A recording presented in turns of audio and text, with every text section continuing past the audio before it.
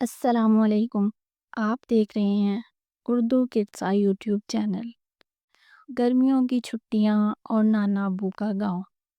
گرمیوں کی چھٹیاں شروع ہو چکی تھی، اسکول بند ہو گئے تھے۔ لاہور کی گرمی بھی کسی کو باہر نکلنے نہ دیتی تھی، لیکن فاطمہ اور زہرا خوشی سے چہک رہی تھیں کیونکہ انہوں نے اپنے نانا ابو کے گھر جانا تھا۔ امی مسکراتے ہوئے بولی، بچیوں تیار ہو جاؤ، ہم کل صبح ہی نانا ابو کے گاؤں جا رہے ہیں۔ فاطمہ خوشی سے بولی، امی ہم ٹرین پر جائیں گے؟ امی بولی، جی ہاں بیٹا، ہم لاہور سے میاں چنو تک کا سفر ٹرین پر ہی کریں گے۔ زہرا اچھلتے ہوئے، امی میں ٹرین میں ہر اسٹیشن پر پوچھوں گی کیا میاں چنو آ گیا ہے؟ امی مسکرائیں۔ اگلی صبح سب جلدی جلدی تیار ہو گئے۔ ابو نے سامان اٹھایا اور رکشہ لاہور اسٹیشن کی طرف روانہ ہوا۔ اسٹیشن پر ہجوم، چائے والے، آوازیں، سیٹیاں، بچیوں کے لیے یہ سب نیا تھا۔ فاطمہ بولی، امی یہ تو جیسے فلم جیسا منظر ہے۔ امی بولی، ہاں بیٹا، یہ زندگی کے مناظر ہیں اور یہ سب سیکھنے کا حصہ ہوتے ہیں۔ ٹرین آئی، سب سوار ہوئے اور سفر شروع ہوا۔ زہرا کھڑکی سے باہر جھانک کر بولی، امی کیا میاں چنو آ گیا ہے؟ امی مسکرا کر، نہیں بیٹا، یہ پتوں کی ہے، یہاں کی نرسریاں اور پھول بہت مشہور ہیں۔ فاطمہ بولی، امی آپ کو سب جگہوں کا اتنا علم کیسے ہے؟ امی بولی، بیٹا علم کتابوں سے، سفر سے اور بزرگوں کی باتوں سے ملتا ہے۔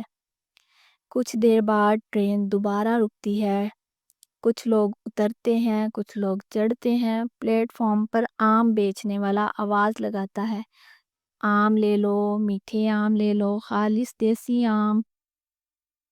زہرا بولی، امی یہ آم والا تو اتنے مزے سے بول رہا ہے۔ امی ہنستے ہوئے بولی، یہی گاؤں کی سادگی اور محبت ہے۔ فاطمہ نے اپنی کتاب نکالی اور سفر میں پڑھنا شروع کیا۔ امی بولی، یہ ساہیوال ہے، یہاں کی لسی اور گنے کا رس بہت مشہور ہے۔ زہرا بے چینی سے، امی اب تو میاں چنو آ جائے گا نا؟ امی ہنستی ہیں، جی ہاں بیٹا، اگلا اسٹیشن ہمارا ہی ہے، میاں چنو۔ آخر کار میاں چنو آ ہی گیا۔ نانا ابو پلیٹ فارم پر کھڑے تھے، ہاتھ ہلا رہے تھے۔ فاطمہ بولی، امی وہ نانا ابو ہیں۔ زہرا دوڑتی ہوئی نانا ابو کے گلے سے لپٹ گئی۔ نانا ابو نے سب کو گلے لگایا۔ رکشے میں سوار ہو کر سب گاؤں کی طرف روانہ ہوئے۔ راستے میں ہر طرف ہرے بھرے کھیت، بیل گاڑیاں، پانی کے کنویں اور درختوں پر چہچہاتے پرندے۔ نانا ابو نے کہا، بچیوں آج میں تمہیں گاؤں کی سیر کراتا ہوں۔ نانا ابو نے آم کے باغ میں لے گئے۔ آم کے بڑے بڑے درخت جن پر پیلے پیلے آم جھول رہے تھے، تتلیاں، چڑیاں اور درختوں کے درمیان ہلکی سی ٹھنڈی ہوا۔ فاطمہ نے کہا، نانا ابو یہ تو جنت ہے۔ زہرا نے کہا، نانا ابو میں ایک آم خود توڑنا چاہتی ہوں۔ بچیوں نے آم توڑے، نانی اماں نے آم کا جوس، آم کی چٹنی بنائی اور سب نے پیٹ بھر کے کھایا۔ اگلی صبح فاطمہ کو آم کے درخت کے نیچے ایک زخمی چڑیا ملی۔ فاطمہ نے اپنی امی سے کہا، امی اس کے پر زخمی ہیں۔ امی نے کہا، بیٹا اس کو پانی پلاؤ، روئی سے اس کا زخم صاف کرو۔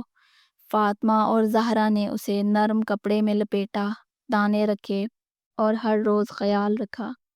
3 دن بعد چڑیا نے پر پھیلائے اور وہ اڑ گئی۔ نانا ابو فخر سے بولے، بچیوں نیکی کا صلہ ضرور ملتا ہے۔ خالہ نے گاؤں کے بچوں کے ساتھ فاطمہ اور زہرا کی ملاقات کروائی۔ وہ دونوں بہت خوش ہوئیں۔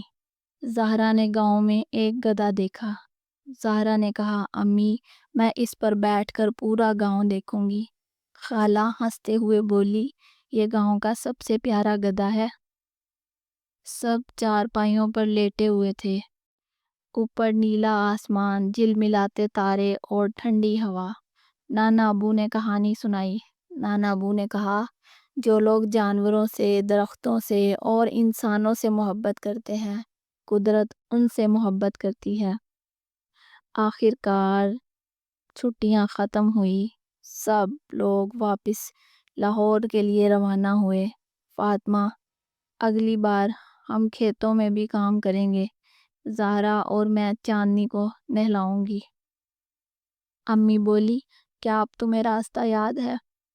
بچیوں نے اکٹھے بولنا شروع کیا، پتوں کی، اکاڑا، ساہیوال اور پھر میاں چنو۔ سفر سیکھنے کا ذریعہ ہوتا ہے۔ دادا، نانا، نانی، ان سب سے رشتہ ہی اصل محبت سکھاتا ہے۔